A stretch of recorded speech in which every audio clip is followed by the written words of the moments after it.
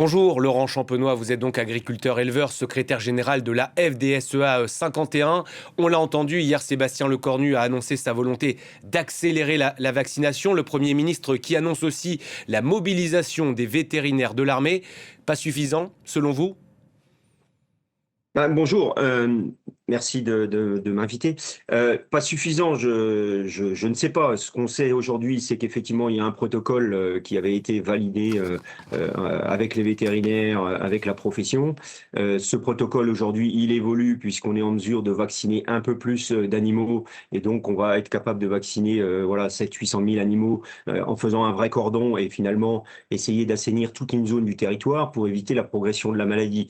Est-ce que c'est assez aujourd'hui? Je ne sais pas. Enfin, l'évolution des choses fait qu'il y a une évolution aussi du protocole en termes de vaccination. Donc, on peut envisager et espérer que ça suffira pour bloquer la maladie dans le sud de la France. Sébastien Lecornu va recevoir dans la semaine à Matignon les syndicats. Qu'attendez-vous désormais du Premier ministre? Des annonces supplémentaires? Avec des annonces supplémentaires, il y a une vraie état de crise, hein. Il y a une situation de crise qui est énorme sur la dermatose, mais pas que, hein. C'est aussi un ras-le-bol complet du monde agricole, hein. Nous, demain, nous serons à Bruxelles pour 3 points importants, hein, que sont la politique agricole commune, le Mercosur et puis la taxe azote. Donc il y a un vrai ras-le-bol complet du monde agricole et donc finalement tout le monde sort dans la rue pour montrer ce ras-le-bol. Maintenant, il y a différents points. La politique agricole commune, on a besoin d'une vraie stratégie européenne. La stratégie européenne, elle passe par un projet agricole qui nous amène vers la souveraineté alimentaire et non pas des contraintes telles que la taxe azote qui nous arrive ou le Mercosur où on va importer des animaux et de la viande qui correspondent pas à nos modèles de production. Et puis il y a la dermatose où finalement on est contraint de respecter un protocole. Le sanitaire, on ne doit pas plaisanter avec ça. Il y a un enjeu capital qui est de préserver les 18 millions de bovins qui sont présents sur le départ, la France. Et donc, il faut être parfois dur. Et effectivement, le protocole, il est très, très dur. Et il faut pas toujours mettre les sentiments. Si on met les sentiments dans un protocole sanitaire, on n'avance pas. Alors aujourd'hui, le protocole, il est ce qu'il est. Nous, ce qu'on apprécie, effectivement, c'est qu'il y ait une évolution au travers de la vaccination.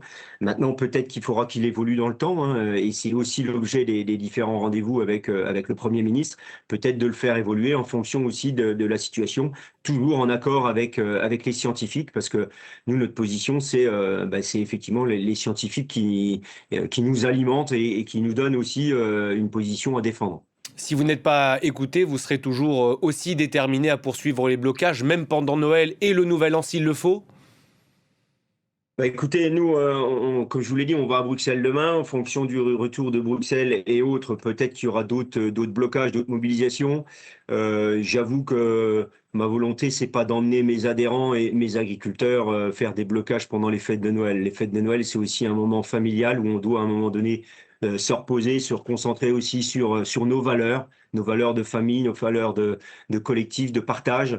Et c'est pas ma volonté personnelle d'emmener mes agriculteurs toutes les fêtes de Noël et les fêtes de fin d'année. J'espère qu'on aura des issues plus favorables et des évolutions dans le temps, voilà, de par toutes les actions qui sont aujourd'hui sur le territoire français pour amener finalement une fin d'année et un Noël un peu plus joyeux pour nos agriculteurs et nos éleveurs français. Alors vous l'avez évoqué, Laurent Champenois, il y a aussi forcément l'épineux dossier du Mercosur. La France et l'Italie appellent désormais à un report du vote définitif sur cet accord commercial, donc avec 5 pays sud-américains où, on le rappelle, les normes ne sont pas les mêmes. Cet accord, il représente un réel danger pour vous, pour votre profession?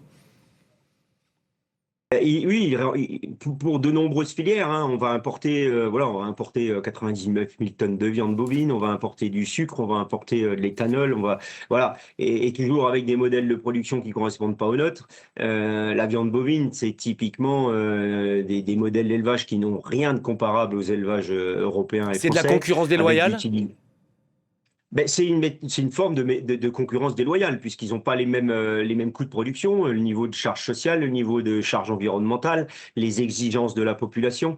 Donc on ne peut pas avoir, nous, les consommateurs français, qui soient très exigeants avec les producteurs français, et on respecte leurs demandes et on fait tout aussi pour finalement apporter des produits de qualité et des produits qui correspondent à ce que nos consommateurs français veulent consommer au quotidien. Et puis dans le même temps, on va importer de la viande et des produits qui ne correspondent pas à ce que le consommateur demande.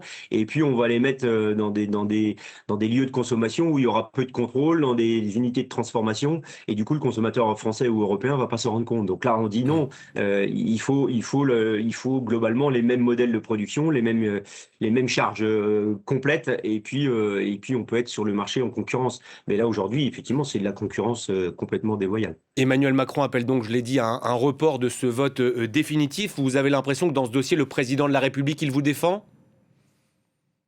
Bah, écoutez, notre président, et des fois il nous défend et des fois il est un peu loin de nous, donc on a du mal à suivre. Maintenant, on espère que ces derniers propos qu'il a tenus, ben, il va les tenir demain lors du Conseil et qu'il va effectivement demander un report. On sait que l'Italie est derrière nous aussi aujourd'hui. Peut-être que d'autres pays européens vont aussi se poser des questions. Donc voilà, pourquoi pas et on espère qu'il va tenir, qu'il va tenir pour ces agriculteurs français. Et on attend donc désormais demain 10 000 agriculteurs européens, dont 4 000 agriculteurs français à Bruxelles pour une forte mobilisation. Ça, Merci beaucoup, Laurent Champenois, c'est d'avoir ça. accepté aujourd'hui l'invitation de France 24. Merci infiniment. Merci.